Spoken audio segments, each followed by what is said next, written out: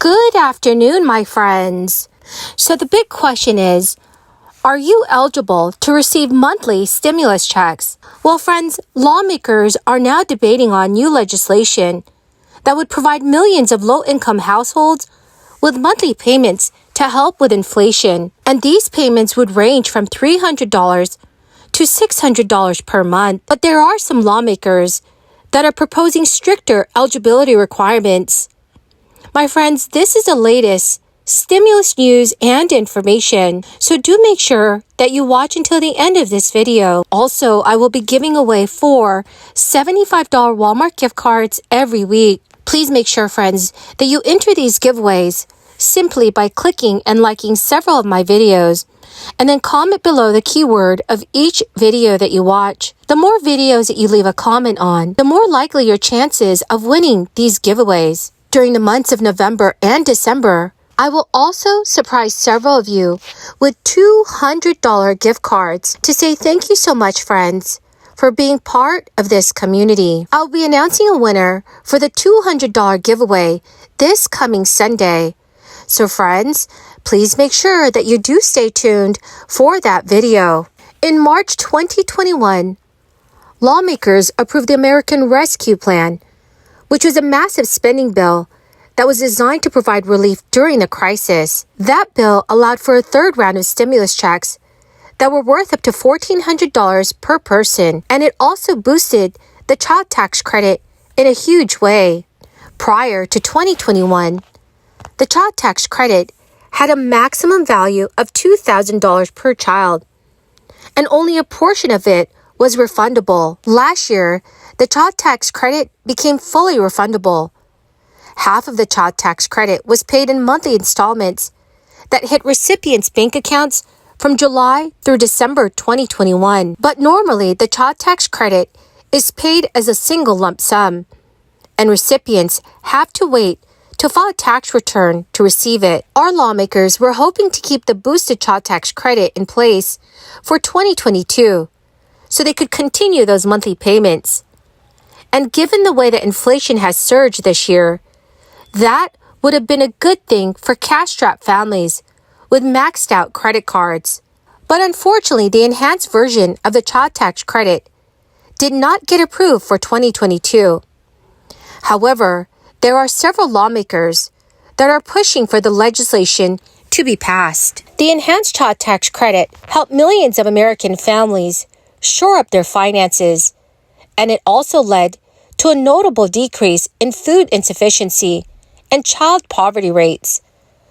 Once the boosted credit went away, the bulk of that progress was reversed. And that is something that lawmakers have noticed.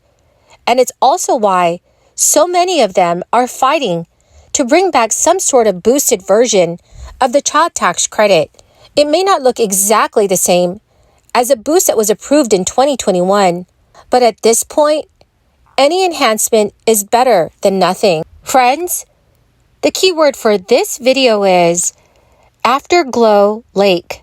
If you would like to enter the next $75 Walmart gift card giveaway, please click and like several of my videos, and then comment below this keyword, which is Afterglow Lake, and additional keywords of any video of mine that you watch. And do make sure, friends, that you're also subscribed to my channel. According to the latest report from the Bureau of Labor Statistics, which is a key measure of inflation, wholesale prices rose by 8% in October from just a year before.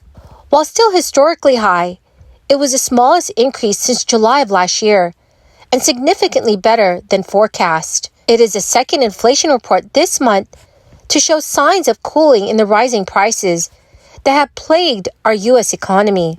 Economists expected the Producer Price Index, which measures prices paid for goods and services before they reach consumers, to show an annual increase of 8.3%, which is down from September's revised version of 8.4%. On a monthly basis, producer prices rose 0.2%.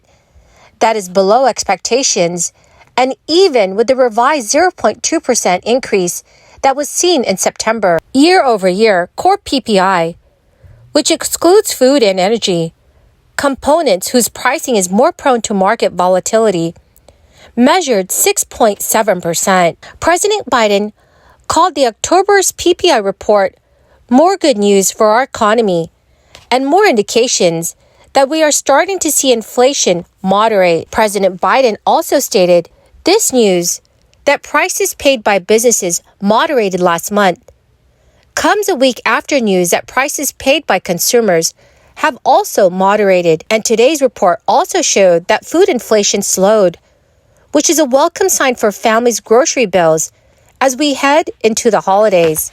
For much of this year, the Federal Reserve has sought to tamp down decades-high inflation by tightening monetary policy, including issuing an unprecedented 4 consecutive rate hikes of 75 basis points, or 0.75 of a percentage point. Last week's Consumer Price Index showed that inflation slowed to 7.7% from 8.2% year over year for consumer goods, surprising investors and giving Wall Street its biggest boost since 2020. Fed Vice Chair Brainard said this week that the CPI data was reassuring, signaling that the rate hikes appear to be taking hold. And if the economic data continues to show inflation on the decline, then the central bank could scale back the extent of its future rate hikes. Well, my marvelous and my dearest friends, that is the end of my daily stimulus update video for this afternoon. Thank you, my dear friends, for joining me here every day. I want you all to know that I greatly appreciate all of you. The winner of yesterday's Walmart gift card giveaway is Tamala Culture. Congratulations, my dear friend. To claim your gift card, please check your notifications page and send me an email, or you can message me on my Facebook page. Thank you, my friends, and have a wonderful and blessed Friday. Is crushing Iowans and the American people. And it's not just gas prices. The price of groceries and school supplies continue to rise, hurting our families just as children are going back to school. But instead of addressing the rising cost of everyday goods, Democrats in the Biden administration continue to push for more legislation that will make these problems worse. The Inflation Reduction Act, which I like to call the Income Reduction Act, did nothing to help Iowans who are struggling to make ends meet. Instead, several $100 billion will be spent to fund partisan pet projects like doubling the size of the IRS. And less than 2 weeks after the Income Reduction Act was signed into law, President Biden announced his student loan forgiveness plan, which will cost hard-working Iowans and Americans even more. We need to increase domestic energy production to lower energy prices and curb our dependence on other nations, and we need to enact policies that allow Americans to keep more of their hard-earned paychecks. Inflation, unlike what you saw this weekend on 60 Minutes, where it was poo-pooed and downplayed, inflation is an issue every single American is facing right now. And the Biden administration has made it abundantly clear that fixing the problem is not a priority. Thank you, and I will now yield to Representative Tony Gonzalez.